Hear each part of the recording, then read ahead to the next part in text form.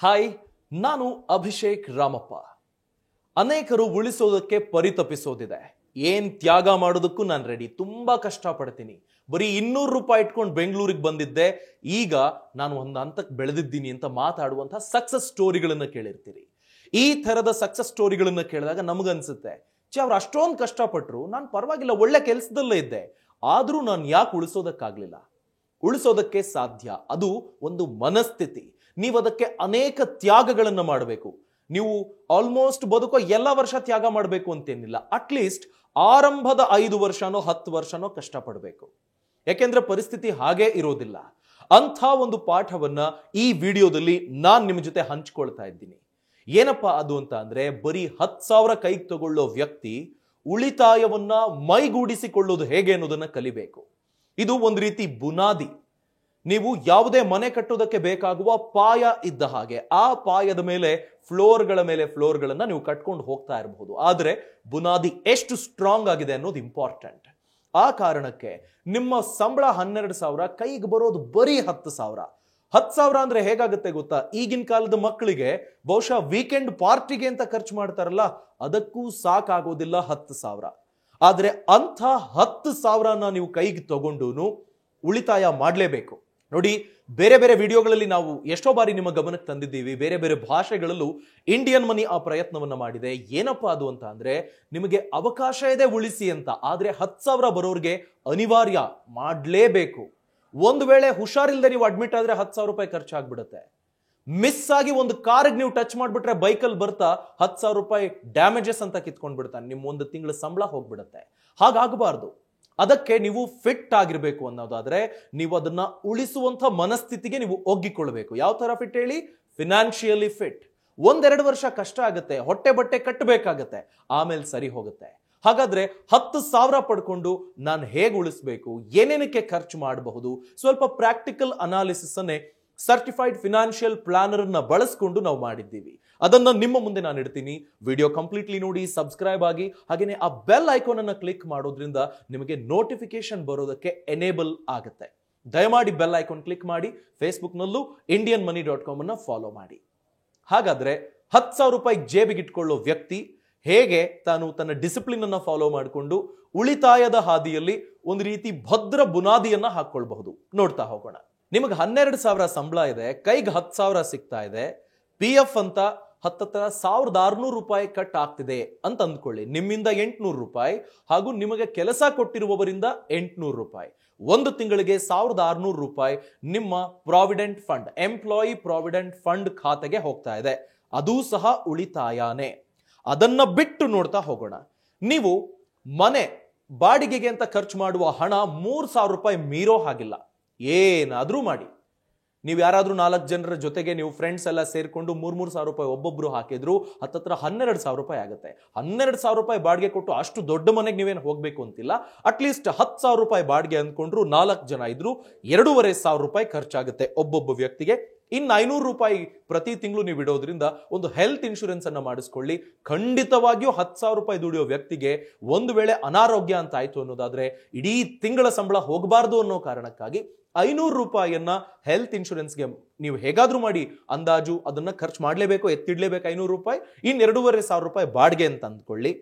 ನೀವು ಪ್ರತಿ ತಿಂಗಳಿಗೆ 4,000 ರೂಪಾಯಿ, ಆಲ್ಮೋಸ್ಟ್ ದಿನಕ್ಕೆ 100 ರೂಪಾಯಿ ಲೆಕ್ಕಾಚಾರದಲ್ಲಿ ಖರ್ಚು ಮಾಡ್ತಿದ್ದೀರಿ ಅಂತ ಅಂದ್ಕೊಂಡ್ರು, 1,000 ರೂಪಾಯಿ ನಿಮ್ಮ ಬಸ್ ಪಾಸಿಗೆ ಅಂತ ಇಟ್ಕೊಂಡ್ರು 4,000 ರೂಪಾಯಿ ಆಗುತ್ತೆ ನಿಮ್ಮ ಮಂತ್ಲಿ ಎಕ್ಸ್ಪೆನ್ಸಸ್. ಇದನ್ನ ಬಿಟ್ಟು ನಿಮಗೆ ಯಾವುದೇ ಖರ್ಚು ಮಾಡೋದಕ್ಕೆ ಅವಕಾಶ ಇಲ್ಲವೇ ಇಲ್ಲ. ನೀವು ಹೇಗಾದ್ರೂ ಮ್ಯಾನೇಜ್ ಮಾಡಲೇಬೇಕು. ಊರಿಂದ ರೇಷನ್ ತಂದ್ಕೊಳ್ಳೋದು, ಅಡಿಗೆಯನ್ನ ಮನೆಯಲ್ಲೇ ಮಾಡ್ಕೊಳ್ಳೋದು, ಈ ಥರದನ್ನ ಮಾಡೋದರ ಜೊತೆಗೆ 1,000 ರೂಪಾಯಿ ಬಸ್ ಪಾಸಿಗೆ ಅಂದ್ಕೊಂಡ್ರು ದಿನಕ್ಕೆ 100 ರೂಪಾಯಿ ಲೆಕ್ಕಕ್ಕೆ ನಿಮ್ಗೆ ಉಳಿಯುತ್ತೆ. ಒಂದು ವೇಳೆ ನೀವು ಮನೆಯಿಂದ ಅಡಿಗೆ ತಂದ್ರೆ ಆ 100 ರೂಪಾಯಿ ಉಳಿಯುತ್ತೆ. ಅದೇ ತರ ಉಳ್ಕೊಳ್ಳೋ 100 ರೂಪಾಯಿನ ನೀವು ಎಮರ್ಜೆನ್ಸಿ ಫಂಡ್ ಆಗಿ ಇಟ್ಕೊಳ್ಳಬಹುದು. ಇದು ಅನಿವಾರ್ಯ, ನಿಮಗೆ ಆಪ್ಷನ್ ಅಲ್ಲ. ನಾನು ಪದೇ ಪದೇ ಹೇಳ್ತಾ ಇದ್ದೀನಿ. ಜೊತೆಗೆ ಇದೆಲ್ಲವನ್ನೂ ಮಾಡಿ ನಿಮಗೆ ಉಳಿಯೋದು ವರ್ಸ್ಟ್ ಪಾಸಿಬಲ್ ಕೇಸ್ ಅಂದ್ರೆ 3,000 ರೂಪಾಯಿ ಸಿಗುತ್ತೆ ನಿಮಗೆ. ಆ 3,000 ರೂಪಾಯಿಯಲ್ಲಿ ನೀವು ಪ್ಲಾನ್ ಮಾಡಬೇಕು. ಏನ್ ಮಾಡ್ಬೇಕಪ್ಪ ಅಂತ ಅಂದ್ರೆ, ರೆಕರಿಂಗ್ ಡೆಪಾಸಿಟ್ ನಲ್ಲಿ 1,000 ರೂಪಾಯಿ ಹಾಕಿ, ಪ್ರತಿ ತಿಂಗಳು 1,000 ರೂಪಾಯಿ ಹಾಕಿ, 5.8% ನಷ್ಟು ವಾರ್ಷಿಕ ಬಡ್ಡಿ ದರದಂತೆ 12,441 ರೂಪಾಯಿಗೆ ಒಂದು ವರ್ಷದಲ್ಲಿ ನಿಮ್ಮ ಪ್ರತಿ ತಿಂಗಳ 1,000 ರೂಪಾಯಿ RD ಬೆಳ್ಕೊಳ್ಳುತ್ತೆ. ಅದನ್ನ 1 ವರ್ಷ ಮುಗಿದ ಕೂಡಲೇ 4 ವರ್ಷ ಫಿಕ್ಸೆಡ್ ಡೆಪಾಸಿಟ್ ಮಾಡಿ. ಆ ಮೊತ್ತ ನಿಮಗೆ 15,354 ರೂಪಾಯಿಗೆ ಬೆಳ್ಕೊಳ್ಳುತ್ತೆ. ಯಾಕೆಂದ್ರೆ ಫಿಕ್ಸೆಡ್ ಡೆಪಾಸಿಟ್ ನಿಮ್ಗೆ ಹತ್ತತ್ರ 7% ವರೆಗೂ ನಿಮಗೆ ಬಡ್ಡಿಯನ್ನ ಪಡ್ಕೊಳ್ಳೋದಕ್ಕೆ ಅವಕಾಶ ಇದೆ. ಹೀಗೆ ಪ್ರತಿ ವರ್ಷ ಮೊದಲು 12 ತಿಂಗಳ RDಗೆ ಹಾಕ್ತೀರಿ, ಸಿಕ್ಕ ಅಮೌಂಟ್ ಅನ್ನ ನೀವು FD ಮಾಡ್ತೀರಿ. ಮೊದಲ ವರ್ಷ 4 ವರ್ಷಕ್ಕೆ FD ಮಾಡ್ತೀರಿ, 2ನೇ ವರ್ಷ 3 ವರ್ಷಕ್ಕೆ FD, 3ನೇ ವರ್ಷ 2 ವರ್ಷಕ್ಕೆ FD. ಹೀಗೆ ಮಾಡೋದ್ರಿಂದ ಮೊದಲ ವರ್ಷದ ಉಳಿತಾಯದಿಂದ ನೀವು ಗಳಿಸೋ ಹಣ 15,354 ರೂಪಾಯಿ, 2ನೇ ವರ್ಷದ್ದು 14,500, 3ನೇ ವರ್ಷದ್ದು 13,821 ರೂಪಾಯಿ, 4ನೇ ವರ್ಷದ್ದು 13,113 ರೂಪಾಯಿ, 5ನೇ ವರ್ಷದ್ದು 12,441 ರೂಪಾಯಿ. ಹೀಗೆ RDಗೆ ಹಾಕಿ FD ಮಾಡೋದ್ರಿಂದ 5 ವರ್ಷದಲ್ಲಿ 60,000 ನೀವು ನಿಮ್ಮ ಕೈಯಿಂದ ಕೊಡ್ತೀರಿ, 69,897 ರೂಪಾಯಿಗೆ ಬೆಳ್ಕೊಳ್ಳುತ್ತೆ. ಹತ್ತತ್ರ 9,300 ರೂಪಾಯಿ ನಿಮಗೆ ಬಡ್ಡಿ ರೂಪದಲ್ಲೇ ನಿಮಗೆ ಲಾಭ ಅನ್ನೋದು ಸಿಗುತ್ತೆ. ಇದು ಬರೀ 1,000 ರೂಪಾಯಿ ನೀವು ಹಾಕೋದ್ರಿಂದ ಆಗುವ ಲಾಭ. 2,000 ರೂಪಾಯಿ ಇದೆಯಲ್ಲ, ಅದಕ್ಕೂ ಪ್ಲಾನ್ ಮಾಡೋಣ. PPF 500 ರೂಪಾಯಿ, ಮಿನಿಮಮ್ ಇರೋದೇ 500 ರೂಪಾಯಿ. 500 ರೂಪಾಯಿ ವರ್ಷಕ್ಕೆ, ನೀವು ತಿಂಗಳಿಗೆ 500 ರೂಪಾಯಿ ಆಗ್ತಾ ಹೋಗಿ. ಈ ತರ ಹಾಕೋದ್ರಿಂದ 7.1% ಬಡ್ಡಿ ದರದಂತೆ ವಾರ್ಷಿಕವಾಗಿ ನಿಮಗೆ 5 ವರ್ಷದಲ್ಲಿ 30,000 ಹಾಕ್ತೀರಿ PPF ಅಕೌಂಟಿಗೆ, ನಿಮಗೆ ನಿಮ್ಮ ಮೊತ್ತ 5 ವರ್ಷ ಆದ್ಮೇಲೆ 37,028 ರೂಪಾಯಿಗೆ ಬೆಳ್ಕೊಳ್ಳುತ್ತೆ. ಅದರ ಅರ್ಥ 7,028 ರೂಪಾಯಿ ನಿಮಗೆ ಬಡ್ಡಿ ರೂಪದಲ್ಲಿ ಲಾಭವಾಗಿ ಸಿಗುತ್ತೆ. ನೋಡಿ, ಮೊದಲ RD ಹಾಗೂ PPF ಇಂದಾನೆ ನಿಮ್ಗೆ ಹತ್ತತ್ರ 16,300 ರೂಪಾಯಿ ಬಡ್ಡಿ ರೂಪದಲ್ಲಿ ಸಿಕ್ತು. ಇನ್ನು ಮ್ಯೂಚುವಲ್ ಫಂಡ್ಸ್ ನಲ್ಲಿ 1,000 ರೂಪಾಯಿಯನ್ನ ಹೂಡಿಕೆ ಮಾಡೋದು ಉತ್ತಮ. ಯಾಕಪ್ಪ ಅಂದ್ರೆ ಅದು 12% ನಷ್ಟು ಗ್ರೋತ್ ಅನ್ನ ಸಾಧಿಸುವ ಅವಕಾಶ ಇರುತ್ತೆ. ನೀವು 60,000 ರೂಪಾಯಿ ಹೂಡಿಕೆ ಮಾಡೋದ್ರಿಂದ 82,486 ರೂಪಾಯಿಗೆ ಬೆಳ್ಕೊಳ್ಳುತ್ತೆ. ಹತ್ತತ್ರ 22,000 ರೂಪಾಯಿಗೆ ಬೆಳ್ಕೊಳ್ಳುತ್ತೆ. ನೋಡಿ, ನೀವು 1,000 ರೂಪಾಯಿ RD ಮಾಡಿದ್ರಿ, 500 ರೂಪಾಯಿ PPF ಮಾಡಿದ್ರಿ, ಅದೆರಡೂ ಸೇರಿಸಿ ಕೊಟ್ಟ ರಿಸಲ್ಟ್ ಏನಿದೆ ಅದಕ್ಕಿಂತಲೂ ಹೆಚ್ಚು ಮ್ಯೂಚುವಲ್ ಫಂಡ್ಸ್ ಕೊಡುತ್ತೆ. ಹತ್ತತ್ರ 22,000 ರೂಪಾಯಿ ನಿಮಗೆ ಬಡ್ಡಿ ರೂಪದಲ್ಲಿ ಸಿಗುತ್ತೆ. ಆದರೆ ನಿಮಗೆ ಮ್ಯೂಚುವಲ್ ಫಂಡ್ಸ್ ಬಗ್ಗೆ ಗೊತ್ತಿಲ್ಲದೆ ದಯಮಾಡಿ ಇನ್ವೆಸ್ಟ್ ಮಾಡೋದಕ್ಕೆ ಮುಂದಾಗಬೇಡಿ. ಅದರ ಬಗ್ಗೆನೇ ಅನೇಕ ವಿಡಿಯೋಗಳು ಇಂಡಿಯನ್ ಮನಿ ಯೂಟ್ಯೂಬ್ ಚಾನೆಲ್ನಲ್ಲಿ ಹಲವು ಭಾಷೆಗಳಲ್ಲಿದೆ. ದಯಮಾಡಿ ಅದನ್ನ ಗಮನಿಸಿ, ನಿಮ್ಮದೇ ಆದ ಒಂದು ಅನಾಲಿಸಿಸ್ ಅನ್ನ ಮಾಡಿ. ಆ ಅನಾಲಿಸಿಸ್ ಆಧಾರದ ಮೇರೆಗೆ ರಿಸ್ಕ್ ಫ್ಯಾಕ್ಟರ್ ಎಷ್ಟಿದೆ ಅನ್ನೋದನ್ನು ನೋಡಿಕೊಂಡು ಮುಂದುವರಿಯೋದು ಸೂಕ್ತ. ಹೀಗೆ ಮಾಡಿ ನಿಮಗೆ ಗೊತ್ತಿಲ್ಲದೆ ಮ್ಯೂಚುವಲ್ ಫಂಡ್ಸ್ ನಲ್ಲಿ ದುಡ್ಡು ಹಾಕೋದಕ್ಕೆ ಹೋಗಲೇಬೇಡಿ. ನೆಕ್ಸ್ಟ್, ಇನ್ನುಳಿದ 500 ರೂಪಾಯಿಯನ್ನ ಸ್ಟಾಕ್ಸ್ಗೆ ನೀವು ಹಾಕಬಹುದು. 500 ರೂಪಾಯಿಗೆ ಯಾವ ಸ್ಟಾಕ್ಸ್ ಸಿಗುತ್ತೆ? ಇದಾವೆ, ಹಲವು ಕಡಿಮೆ ಮೊತ್ತದ ಸ್ಟಾಕ್ಗಳಿದ್ದಾವೆ. ಅಥವಾ ನೀವು ವರ್ಷದಲ್ಲಿ ಹತ್ತತ್ರ 500 ರೂಪಾಯಿ ಅಂದ್ರೂ 6,000 ರೂಪಾಯಿ ಇನ್ವೆಸ್ಟ್ ಮಾಡ್ಬೋದು. ಇನ್ಫೋಸಿಸ್ ನಂತಹ ಸ್ಟಾಕ್, HDFC ಇದು, ಈ ತರದ ಸ್ಟಾಕ್ಗಳು ಅಂತ ನೀವು ಯೋಚನೆ ಮಾಡಿದ್ರು ವರ್ಷಕ್ಕೆ 2-3 ಕೊಂಡ್ಕೊಳ್ಳೋದಕ್ಕೆ ಅವಕಾಶ ಇದ್ರೆ ಹಾಗೆ ಮಾಡಿ. 2 ತಿಂಗಳು 3 ತಿಂಗಳು ಕಾದು ಒಂದು ಸ್ಟಾಕ್ ಅನ್ನ ಕೊಂಡ್ಕೊಳ್ಳಿ. ಆದರೂ ಮ್ಯೂಚುವಲ್ ಫಂಡ್ಸ್ಗಿಂತ ಸ್ವಲ್ಪ ರಿಸ್ಕೇನೆ, ಎರಡೂ ರಿಸ್ಕೇನೆ.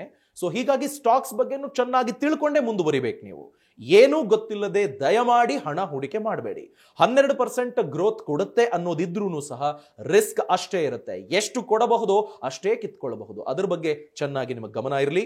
ಸ್ಟಾಕ್ಸ್ ನಲ್ಲಿ 500 ರೂಪಾಯಿ ನೀವು ತಿಂಗಳಿಗೆ ಒಟ್ಟು ಮಾಡಿ ವರ್ಷದಲ್ಲಿ 2-3 ಸ್ಟಾಕ್ ಕೊಂಡ್ಕೊಳ್ತೀರಿ ಅಂದ್ರು ಒಟ್ಟು ವರ್ಷಕ್ಕೆ 6,000, 5 ವರ್ಷಕ್ಕೆ 30,000 ನೀವು ಇನ್ವೆಸ್ಟ್ ಮಾಡಿದ್ರೆ ಹತ್ತತ್ರ 41,243 ರೂಪಾಯಿಗೆ ಬೆಳ್ಕೊಳ್ಳೋದಕ್ಕೆ ಅವಕಾಶ ಇದೆ. ಹತ್ತತ್ರ 11,243 ರೂಪಾಯಿಯಷ್ಟು ಬಡ್ಡಿಯನ್ನ ಸ್ಟಾಕ್ಸ್ ಕೊಡಬಹುದು ಬರೀ 500 ರೂಪಾಯಿ ಪ್ರತಿ ತಿಂಗಳು ಹಾಕೋದ್ರಿಂದ.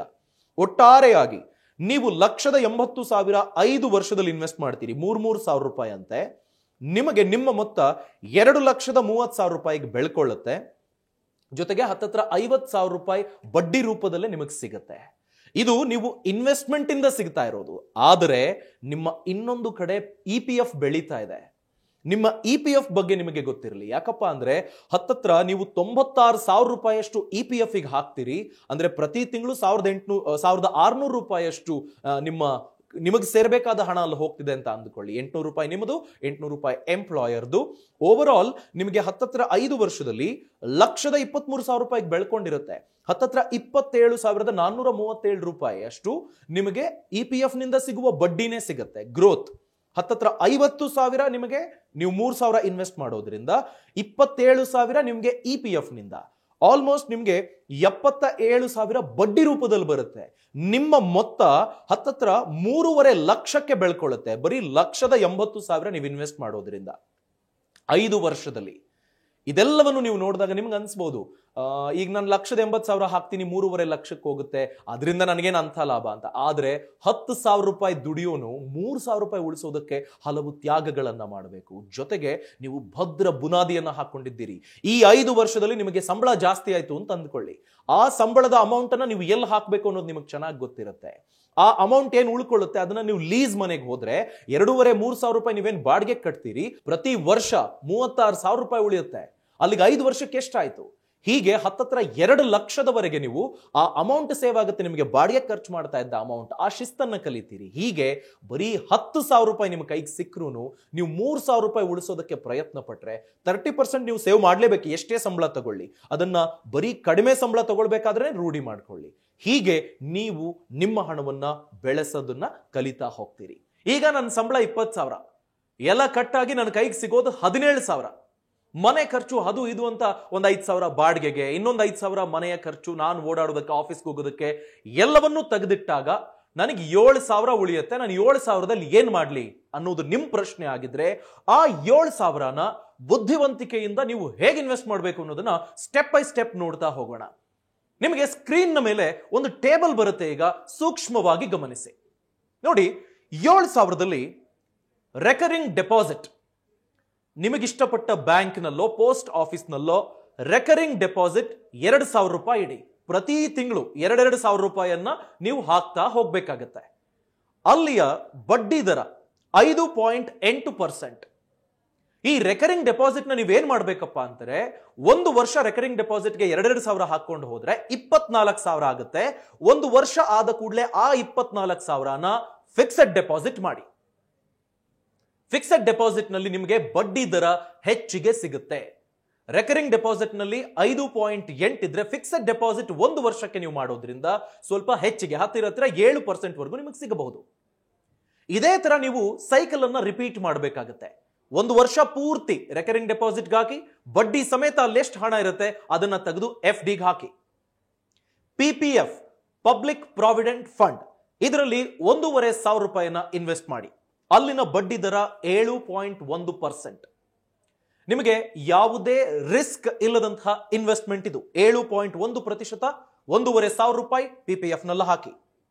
ಇನ್ನು ಮ್ಯೂಚುವಲ್ ಫಂಡ್ಸ್, ಇದರಲ್ಲಿ large cap, mid cap, small cap ಈ ತರದ್ದೇನಿದೆ, 500 ರೂಪಾಯಿ 2 ಕಡೆ ಅಂದ್ರೆ ಸ್ಮಾಲ್ ಕ್ಯಾಪ್ ಮಿಡ್ ಕ್ಯಾಪ್ ಅಲ್ಲಿ ಹಾಕಿ. 1,000 ರೂಪಾಯಿನ ಲಾರ್ಜ್ ಕ್ಯಾಪ್ ನಲ್ಲಿ ಹಾಕಿ. ಮ್ಯೂಚುವಲ್ ಫಂಡ್ಸ್ ಇದು ಸ್ವಲ್ಪ ರಿಸ್ಕ್, ಹೀಗಾಗಿ ಮ್ಯೂಚುವಲ್ ಫಂಡ್ ಬಗ್ಗೆ ಚೆನ್ನಾಗಿ ತಿಳ್ಕೊಂಡು ಇನ್ವೆಸ್ಟ್ ಮಾಡಿ. ಯಾಕಪ್ಪ ಅಂದ್ರೆ ನೀವು ಕೈಗೊಳ್ಳುವ ನಿರ್ಣಯ ಈ 2,000 ವರ್ಷಕ್ಕೆ 12% ಬಡ್ಡಿಯನ್ನ ತರುವಷ್ಟು ಸ್ಟ್ರಾಂಗ್ ಆಗಬಲ್ಲದು. ಆ ಕಾರಣಕ್ಕಾಗಿ ಮ್ಯೂಚುವಲ್ ಫಂಡ್ಸ್ಗೆ ಹಾಕೋ ಮುನ್ನ ಸ್ವಲ್ಪ ತಿಳ್ಕೊಂಡು ಹಾಕಬೇಕು. ಬಟ್ ನೀವು ಕರೆಕ್ಟ್ ಆಗಿ ಯೋಚನೆ ಮಾಡಿ ತಿಳ್ಕೊಂಡು ಹಾಕಿದ್ರೆ ನಿಮಗೆ ಬೇರೆ ತರ ಎಲ್ಲ ಇನ್ವೆಸ್ಟ್ಮೆಂಟ್ಗಿಂತ ಜಾಸ್ತಿ ರಿಟರ್ನ್ಸ್ ಇಲ್ಲಿ ಪಡ್ಕೊಳ್ಳೋದಕ್ಕೆ ಸಾಧ್ಯ. ಇನ್ನು ಸ್ಟಾಕ್ಸ್, ಕಂಪನಿಯ ಶೇರ್ ಅನ್ನ ನೀವು ಕೊಂಡುಕೊಳ್ಳೋದಕ್ಕೂ ಪ್ರಯತ್ನ ಪಡಬಹುದು. ನೀವು ಅದಕ್ಕೆ ಅಂತ 1,000 ರೂಪಾಯಿಯನ್ನ ಮೀಸಲಿಟ್ಕೊಳ್ಳಿ. 1,000 ರೂಪಾಯಿ ಕೆಳಗಿರುವಂತಹ ಸ್ಟಾಕ್ಗಳನ್ನ ಯಾವುದು ಚೆನ್ನಾಗಿ ಪರ್ಫಾರ್ಮ್ ಮಾಡ್ತಿದೆ ಅಂತ ಅನಿಸುತ್ತೆ, ನೀವು ಅದರ ಮೇಲೆ ಇನ್ವೆಸ್ಟ್ ಮಾಡಬಹುದು, ಸ್ಟಾಕ್ಸ್ ಅನ್ನ ಪರ್ಚೇಸ್ ಮಾಡಬಹುದು. ಇಲ್ಲ 1,000 ರೂಪಾಯಿಗೆ ಸಿಗುವಂತ ಸ್ಟಾಕ್ ನ ಮೇಲೆ ನಂಗೆ ನಂಬಿಕೆ ಇಲ್ಲ ಅನ್ನೋದಾದ್ರೆ ಇನ್ಫೋಸಿಸ್ ಅಥವಾ HDFC ಬ್ಯಾಂಕು ಈ ತರದ ಯಾವ್ದಾದ್ರೂ ಸ್ಟಾಕ್ ಅನ್ನ ನೀವು ಕೊಂಡ್ಕೊಳ್ಳೋದಕ್ಕೆ 2 ತಿಂಗಳ 1,000 ರೂಪಾಯಿಯನ್ನ ಎತ್ತಿಟ್ಟು 2,000ನ ನೀವು ಒಂದು ಸ್ಟಾಕ್ ಬೈ ಮಾಡೋದಕ್ಕೆ ಬಳಸಿಕೊಳ್ಳಬಹುದು.